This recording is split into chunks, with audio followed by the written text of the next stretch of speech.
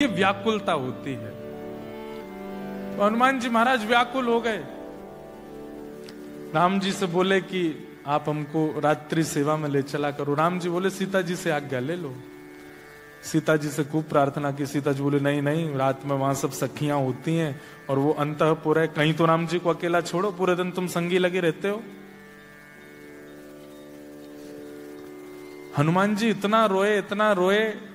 अब हनुमान जी रो रहे हैं, देवी देवता प्रकट हो गए हाथ जोड़ के, हनुमान जी आप आज्ञा करो, क्या करना है। तो हनुमान जी बोले मेरा दुर्भाग्य है कि मैं हनुमान हूं, मुझे सहचरी बना दो, मुझे कोई सखी बना दो, मैं भी कोई नथनी पहन करके चुनरी ओढ़ करके कोई कन्या बन जाऊं और मुझे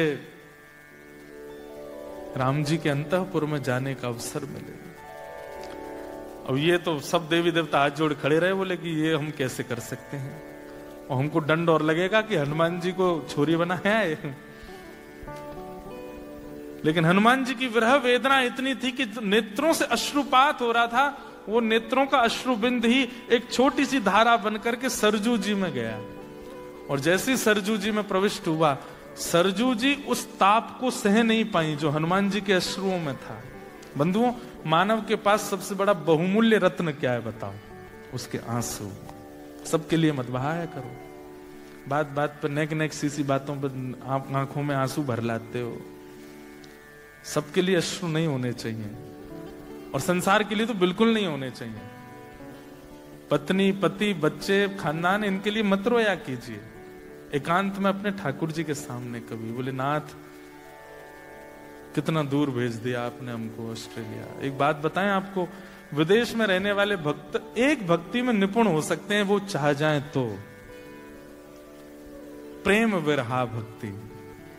हम वृंदावन वालों को नहीं हो सकती, क्यों? हम तो पास ही रहते हैं ना। जब चाहो मुंह उठा के राधारमण जी चले गए, जब मन किया राधा वल्लभ जी चले गए, जब मन किया बिहारी जी चले गए, गिरिराज जी परिक्रमा लगाए आए, यमुना जी के दर्शन कर आए, वृंदावन की परिक्रमा कर आए, कभी किसी महात्मा से मिले आए, कभी किसी संत के दर्शन कर आए।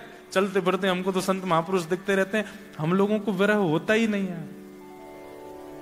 आप इतनी दूर हो इस बात का कई दुर्भाग्य मानते हैं कि हम इतनी दूर क्यों हैं, पर ये बहुत बड़ा सौभाग्य। जब तक हो इतना विरह प्रेम अपने चित्त में प्रकट कर लो कि जब वृंदावन प्राप्त हो ना, तो दो नेत्रों से नहीं, रोम रोम से अश्रु प्रकट हो जाए।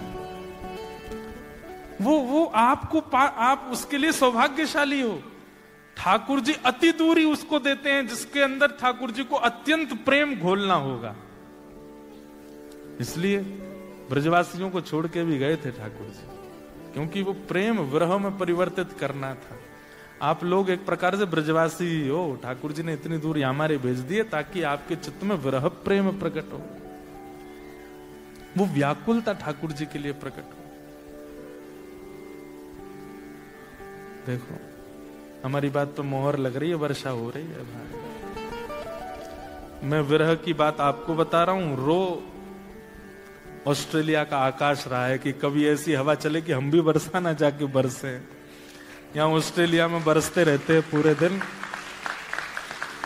कथा आप लोग सुन रहे हैं, पर व्याकुलता यहाँ की वायु को भी तो लगता होगा ना कि हम भी कभी बह के वृंदावन चले जाएं। यहाँ के बादलों को भी लगता होगा कि हम कभी वृंदावन चले जाएं। सबसे ज्यादा व्याकुल तो समुद्र होता है। बोले मैं तो कोनों में ही रहता हूं, मेरे को कब अवसर मिलेगा धाम जाने का, मुझे तो अवसर ही नहीं मिलता। इसलिए यमुना जी ही धाम की रज लेकर के जाती हैं, समुद्र को प्रदान कर देती हैं। कौन की? मेरी ठाकुर जी ऐसा काउदना डंडा मारेंगे ना, अपनी जय जयकार करावे।